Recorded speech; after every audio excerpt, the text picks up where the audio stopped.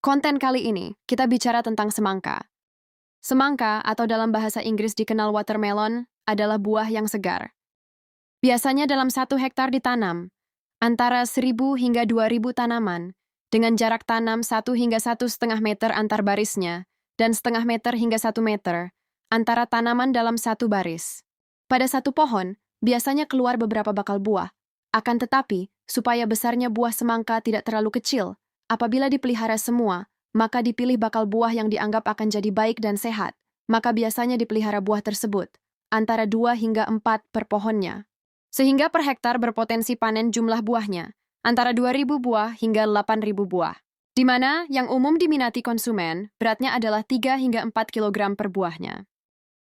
Jadi potensi panennya sekitar 25 hingga 40 ton per hektar, di mana umur panen semangka antara 70 hingga 90 hari, tergantung varietasnya. Seperti yang sudah sering saya sampaikan di konten-konten saya sebelumnya, adalah sangat penting kita mempelajari morfologi akar dari tanaman yang akan kita tanam, supaya kita dapat menanam dan merawat yang tepat, untuk mendapatkan hasil panen yang maksimal. Sistem perakaran semangka terdiri dari beberapa jenis, yaitu 1. Akar tunggang yang biasa disebut akar utama, yang tumbuh ke dalam tanah mencapai 1 hingga 2 meter. Yang kedua, akar samping, yang berkembang dalam radius yang lebih luas di sekitar tanaman, dengan kedalaman tumbuh 0,5 hingga 1 meter dalam tanah.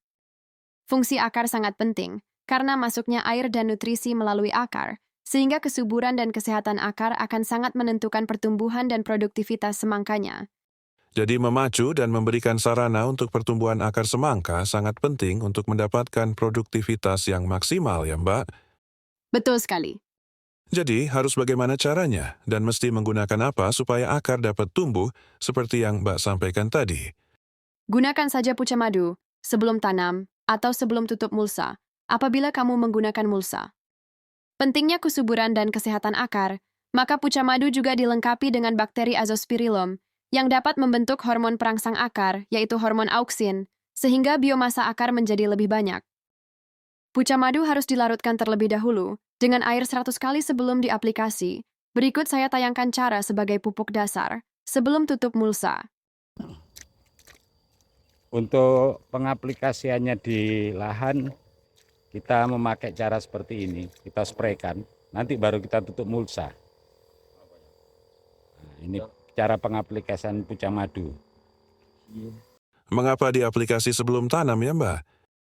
Dengan aplikasi sebelum tanam, maka tanah yang akan ditanami akan digemburkan oleh mikroba bahan aktif puca madu terlebih dahulu, sampai sedalam perakaran, sebelum penanaman, karena penggemburan tanah dari olah tanah tidak akan mencapai kedalaman perakaran semangka, yaitu 0,5 hingga 1 meter ke dalam.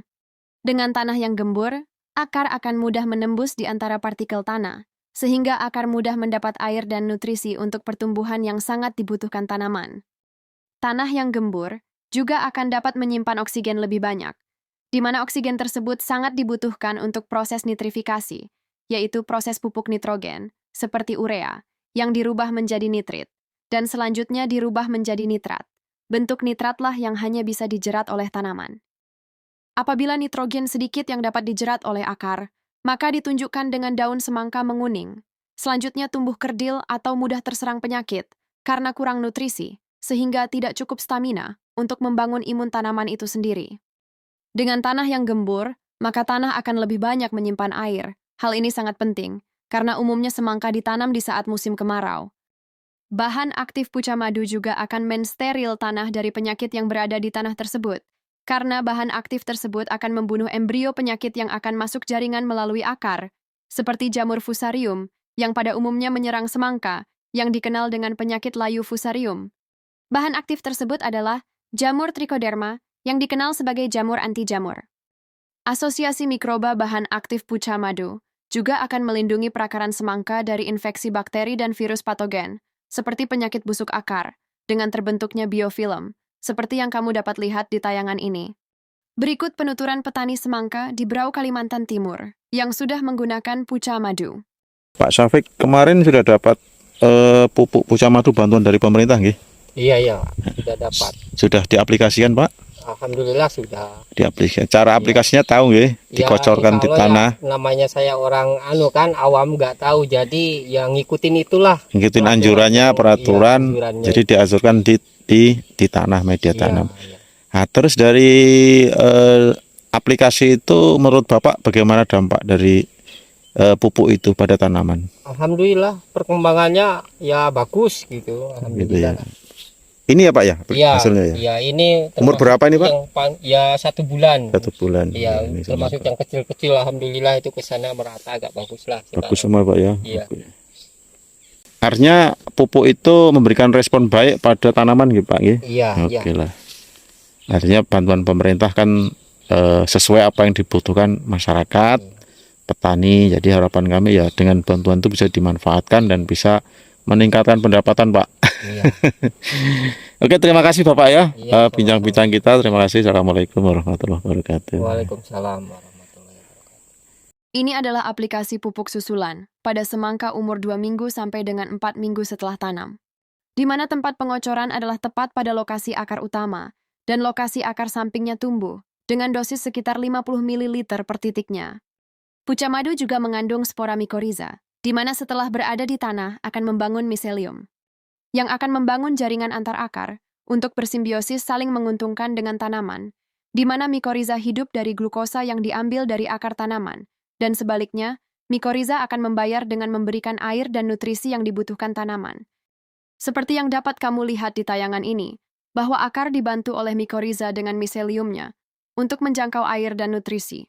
Dengan demikian, semangka tersebut akan tumbuh merata, karena semangka sehamparan tersebut akan mendapat air dan nutrisi yang cukup dan merata. Di kelompok tani Tunas Karya di mana tanaman ini adalah menggunakan aplikasi pupuk pucang madu bantuan dari pemerintah. Mas Budi Prasetyo, ini kemarin kita aplikasi pupuk pucang madu yang bantuan dari pemerintah nggih? Iya. Oke. Untuk tanaman semangka ini kita habiskan berapa kali kemarin? Ini kemarin habis 6 botol Pak. Yang 6 1 botol. botol sebelum tanam, Oke. yang 2 botol tanaman umur 1 minggu, Iya. yang 3 botol tanaman hampir 60 hari. Ini umur tanaman sudah 56 hari. 9 kilo. 9 kilo. 2 pokok isinya 2. Satu pokok ini. Satu pokok isinya 2. Dalam Hampir arti semua di sini yang ikut kelompok tani gunakan semua. Gunakan Pak. semua. Buat cabai, buat tomat, buat ubi rambat, semangka ini.